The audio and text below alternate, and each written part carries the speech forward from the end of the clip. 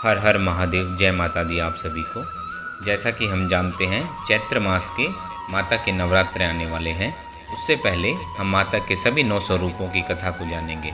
आइए सबसे पहले हम माता के 9 स्वरूपों के नाम को जानते हैं।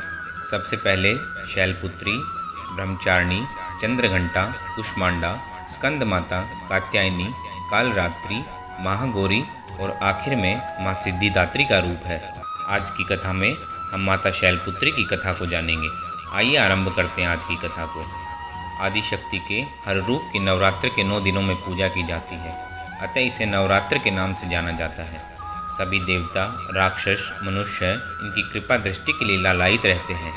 यह हिंदू समाज के लिए एक महत्वपूर्ण त्यौहार है, जिसका धार्मिक, आध्यात्मिक, नैतिक, सांसारिक इन चारों ही दृष्टिकोण से काफ़ी महत्व है। दुर्गा पूजा का त्यौहार वर्ष में 2 बार आता है, एक चैत्र मास में और दूसरा अश्विन मास में। दोनों मासों में दुर्गा पूजा का विधान एक जैसा ही है। दोनों ही प्रतिपदा से दशमी तिथि तक मनाई जाती हैं। माता दुर्गा के प्रथम स्वरूप का नाम श्री शैलपुत्री है। पर्वतराज हिमालय के पुत्री होने के कारण ये शैलपुत्री कहलाती हैं। नवरात्र के प्रथम दिन इन्हीं की पूजा और आराधना की जाती है। गिरिराज हिमालय की पुत्री होने के कारण भगवती का प्रथम स्वरूप शैलपुत्री का है, जिनकी आराधना से प्राणी सभी मनोवांछित फल प्राप्त करते हैं। माँ शैलपुत्री दाहिने हाथ में त्रिशूल और बाएं हाथ में कमल का पुष्प लिए अपने वाहन वृषभ पर विराजमान होती हैं। नवरात्र के इस प्रथम दिन की उपासना में साधक अपने मन को मूलाधार चक्र में स्थित करते हैं। शैलपुत्री का पूजन करने से मूलाधार चक्र जागृत होता है और यहीं से योग साधना आरंभ होती है, जिससे अनेक प्रकार की शक्तियाँ प्राप्त होती हैं। आइए माता शैलपुत्री की कथा को जानते हैं। एक बार प्रजापति दक्ष ने एक बहुत बड़ा यज्ञ किया। इसमें उन्होंने सारे देवताओं को अपना अपना यज्ञ भाग प्राप्त करने के लिए निमंत्रित किया, किंतु शंकर जी को उन्होंने इस यज्ञ में निमंत्रित नहीं किया।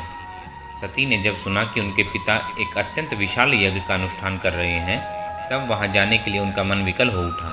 अपनी यह इच्छा उन्होंने शंकर जी को बताई। सारी बातों पर विचार करने के बाद उन्होंने कहा, प्रजापति दक्ष किसी कारणवश हमसे रुष्ट हैं। अपने यज्ञ में उन्होंने सारे देवताओं को निमंत्रित किया है, उनके यज्ञ भाग भी उन्हें समर्पित किए हैं, किंतु हमें जानबूझकर नहीं बुलाया है, कोई सूचना तक नहीं भेजी है। ऐसी स्थिति में तुम्हारा वहां जाना किसी प्रकार का श्रेयस्कर नहीं होगा। शंकर जी के इस उपदेश से माता सती का प्रबोध नहीं हुआ। पिता का यज्ञ देखने वहां जाकर माता और बहनों से मिलने की उनकी व्याग्रता किसी प्रकार भी कम न हो सकी। उनका प्रबल आग्रह देखकर भगवान शंकर ने उन्हें वहां जाने की अनुमति दे दी। सती ने पिता के घर पहुंचकर देखा कि कोई भी उनसे आदर और प्रेम के साथ बातचीत नहीं कर रहा है। सारे लोग मुंह फेरे हुए हैं। केवल उनकी माता ने स्नेह से उन्हें गले लगाया। बहनों की बातों में व्यंग और उपहास के भाव भरे हुए थे। परिजनों के इस व्यवहार से उनके मन में बहुत क्लेश पहुंचा।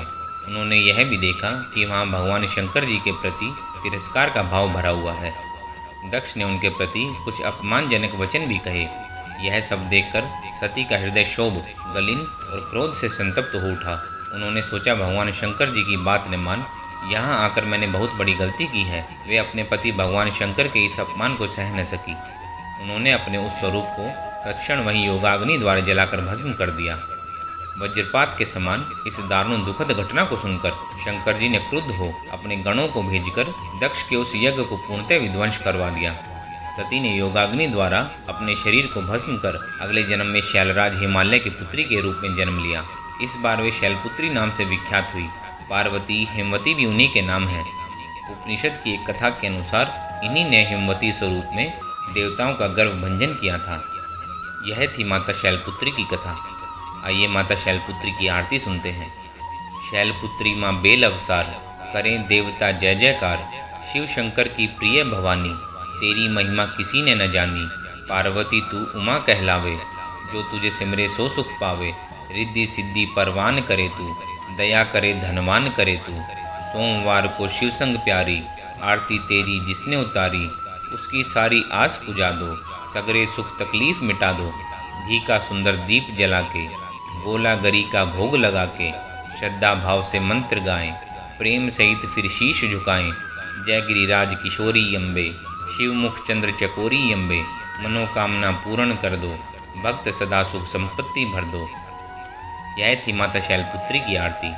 हर हर महादेव। दोस्त, अगली कथा में हम माता दुर्गा के दूसरे स्वरूप माँ ब्रह्मचारिणी की कथा को सुनेंगे।